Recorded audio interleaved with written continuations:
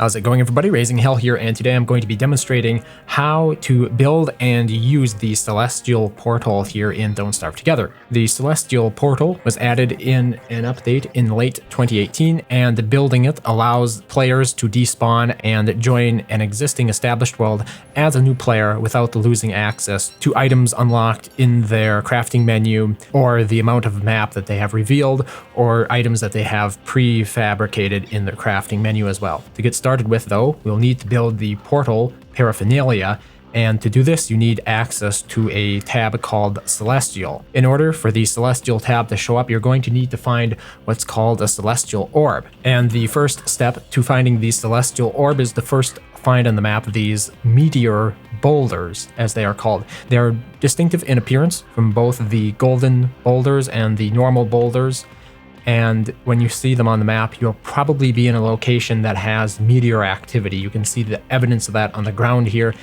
There is no easy way to see meteor activity on the mini-map, but if you look at the ground here on in the game world, you'll see these little cross hatchings. These usually indicate meteor activity.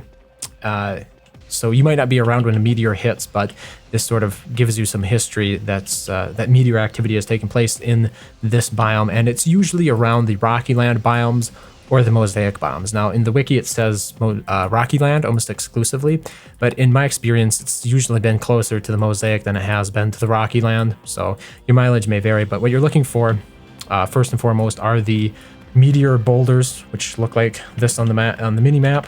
It's easy enough to find them. And then they look like this in the world. Now, once you've found this location, you're going to have to wait a little while for the first meteor shower to happen. And after that meteor shower completes, there should be a rock that has landed that's shaped a little bit. It's a little bit more round than most of the other rocks that are available. I've affectionately termed it the tennis ball. And after mining it, you'll receive an item called the Celestial Orb. The Celestial Orb itself works as a portable crafting station, and as you can see as we approach it here, not only does it sort of jump up in the air, but it now reveals a Celestial tab at the very bottom of your crafting menu, in which you can find the Portal Paraphernalia and the Moonrock Idol, both of which are required to successfully activate and use the Celestial Portal. So with the Celestial Orb gathered, I'm going to be jumping back to the florid postern itself, and now the real work can begin. So the first thing you'll need to build is the Portal Paraphernalia here. It costs 1 board and 1 rope, and as you can see, when you approach the Celestial Orb, it jumps up, and you can now craft the Portal Paraphernalia. It does not need to be prototyped. You just always have to be next to the Celestial Orb for it to work. So unlike a lot of other things, you must have the Celestial Orb with you in your location at all times when you want to craft this, much like you would the ancient pseudoscience station. And then once you have that Portal Paraphernalia, you can hover it over the florid postern, and it'll give you the prompt to build it. And as you can see, once applied, this becomes a project. So in Don't Starve Together, Clay in late 2018 introduced a new kind of building. This is a bit of a concept, and it was called projects back then, and I believe it still is considered a project system.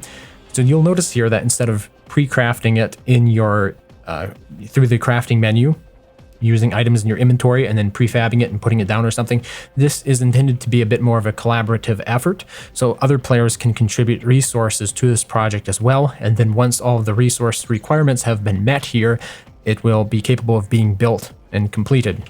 And then once that's built and completed, we can use the Celestial Portal to despawn our character. Now, in my opinion, this interface here could still use a little bit of work, as it doesn't tell you what items are specifically needed here. It only shows an icon. That may be updated and improved in the future, but it requires 20 moonstones and 1 purple cratered moonrock. To get the moonstones, go back to the location in which you found the Meteor Boulders and mine them down for 2 to 3 moonrocks apiece. You can also find additional moonrocks here close to the moonstone set piece in one of the forest biomes.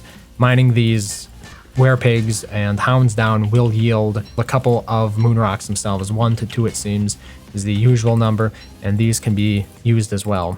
So in order to complete the Celestial Portal project here, I'm going to first start by adding the 25 moon rocks that I've since gathered. And you'll notice that it says 25 out of 20. This is in excess of the amount that you're actually allowed. So when I click build, it will not only commit these items to the project like this.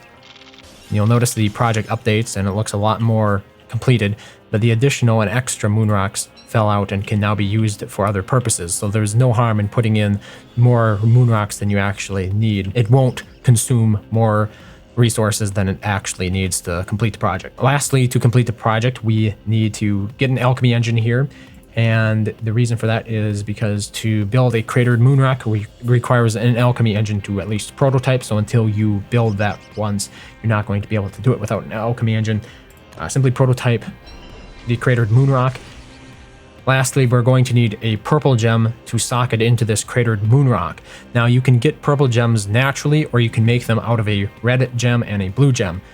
Since I don't have a purple gem on me at the moment, I'm going to demonstrate using the prestidigitator here to refine one red gem and one blue gem into one purple gem. And then we can take that purple gem and simply hover it over the cratered moon rock itself and right click to socket it.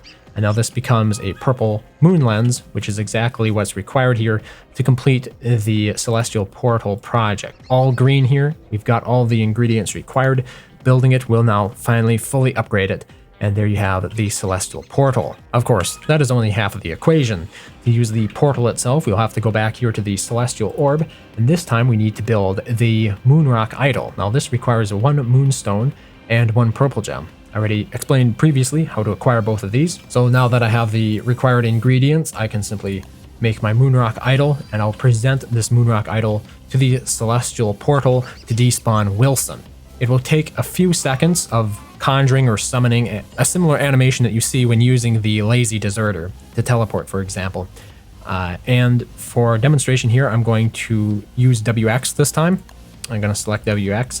And we're going to jump back into the world, and you'll notice here, after I left, here are all the resources that I had in my inventory, so you don't lose anything that was in your inventory. If we look at the map, it's still all revealed, which is the state it was in when I despawned as Wilson. And then, of course, if we look at the crafting menu, a good example here would be the cratered moon rock and the purple gem, both of which required prototyping to unlock here, and they're both unlocked still. So as you can see, for the vast majority of characters, you maintain all of your previous progress in the game when you playing as that character. The one exception to that is going to be WX78, because WX uses gears to upgrade, and when you despawn, the same number of gears drop as if you had died.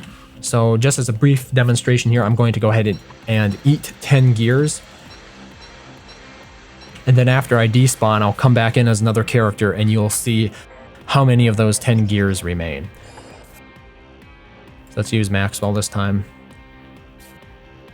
And I'm back in. You can see the gears dropped in addition to the inventory, but it is only roughly half. Well, it's exactly half this time. It can vary according to the wiki, but I've always seen it drop exactly half.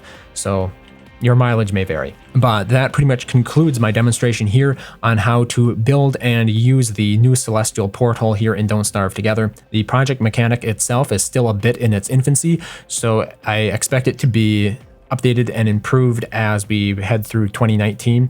So just be conscious of that if you're watching this video sometime in the future. This video is also intended for more novice players, so if you are a relatively experienced player, I don't expect you to have learned anything new by watching this, but thank you for watching it anyway, as always, and I hope to see you next time.